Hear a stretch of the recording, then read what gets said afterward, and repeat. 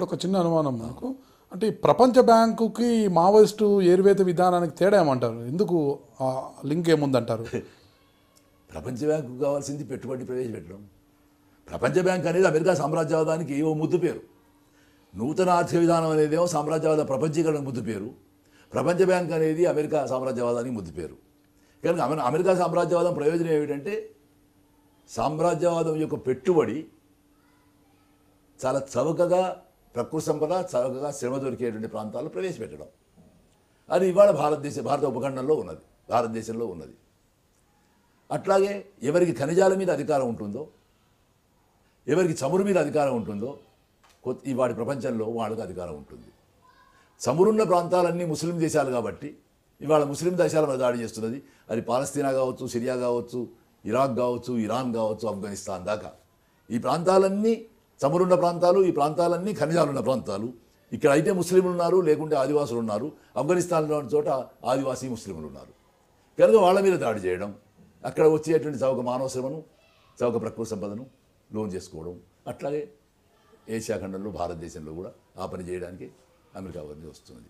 ఆ క్రమంలో ఇక్కడ ఉండే పాలకులు ఎవరైనా సరే, ఢిల్లీలో ఉండేవాళ్ళైనా కావచ్చు, రాష్ట్రాల్లో ఉండేవాళ్ళు కావచ్చు, వీళ్ళందరూ నూతన ఆర్థిక విధానం పేరుతో 91 నుంచి పివి నరసింహారావుతో ప్రారంభించి ఈ సామ్రాజ్యవాద ప్రపంచీకరణ విధానాన్ని నూతన ఆర్థిక విధానం పేరుతో అమలు చేస్తున్నారు. దానికి వాళ్ళు పెట్టుకున్న పేరు అభివృద్ధి, డెవలప్మెంట్ ప్రోగ్రామ్.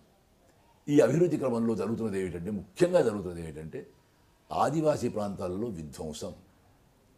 ఈ విధ్వంసానికి వ్యతిరేకంగా పోరాటం చేయడం అనేది మావోయిస్ట్ పార్టీ తీసుకున్నటువంటి కార్యక్రమం. ముఖ్యంగా నక్సల్బరీ కాలంలో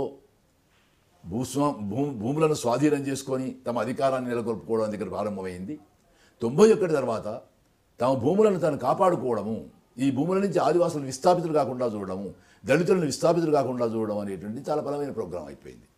ఇది ఒక సామ్రాజ్యవాద వ్యతిరేక పోరాటంగా కూడా మారింది. భూస్వామ్యంతో పాటు ఒక సామ్రాజ్యవాద వ్యతిరేక పోరాటంగా మారింది. దీనివల్ల కలిసి వచ్చిన అంశం ఏమిటంటే, ఇది కేవలం ఒక వర్గ పోరాటంగా ఉండి రైతాంగం చేసేటువంటి పోరాటంగా మాత్రమే కాకుండా సామ్రాజ్యవాద ప్రపంచీకరణకు గురి అవుతున్నటువంటి అన్ని శక్తులు, అంటే వ్యవసాయ కూలీ మొదలుకొని ధనిక రైతు వరకు, మామూలు పెట్టుబడిదారు మొదలుకొని జాతీయ బూర్జా వరకు కూడా కలిసి వచ్చేటువంటి. అందుకే ఇందులో ఇవాళ మీకు పర్యావరణవాదులు, సర్వోదయవాదులు, గాంధీ గ్రామరాజ్యంలో విశ్వాసం ఉండేటువంటి వాళ్ళు, బిడి శర్మ లాంటి వాళ్ళు, శంకరన్ లాంటి వాళ్ళు, ఇటువంటి వాళ్ళు. విపి సింగ్ అన్నాడు, నేను కనుక ఇప్పుడు యువకుండా ఉంటే మావోయిస్ట్ పార్టీలో చేరేవాడిని అని.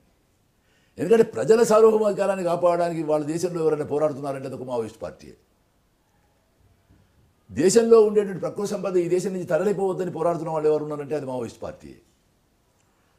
మీరు ఏ రాజకీయ పార్టీ పేరైనా చెప్పండి, వాళ్ళు అధికారానికి వచ్చిన తర్వాత వాళ్ళు పూర్తిగా సామ్రాజ్యాల ప్రపంచీకరణ విధానాన్ని అమలు చేశారు.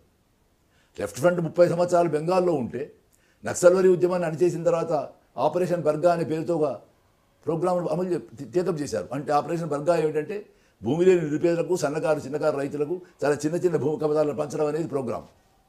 ఇది అమలు చేయడం అనేది బుద్ధదేవ్ ముఖ్యమంత్రి అయిపోయింది.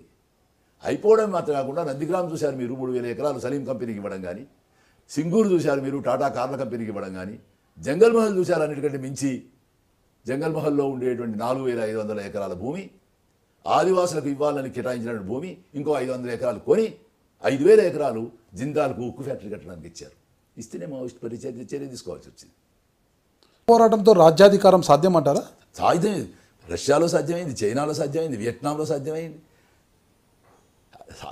సాధ్యం కాకపోవడానికి ఏమీ లేదు. పైగా అంటే అక్కడ పరిస్థితులు బాని సమాజం అంతరించింది, అట్లాగే భూస్వామ్య సమాజం అంతరించి పెట్టుబడిదారి సమాజం వచ్చింది. అట్లాగే పెట్టుబడిదారి సమాజం రావడానికి, పార్లమెంటరీ ప్రజాస్వామ్యం రావడానికి బ్రిటిష్ రాజరికంలో ఉండేటువంటి ఆఖరి వాడైన క్రామ్వెల్ సాయుధ యుద్ధం చేయాల్సి వచ్చింది.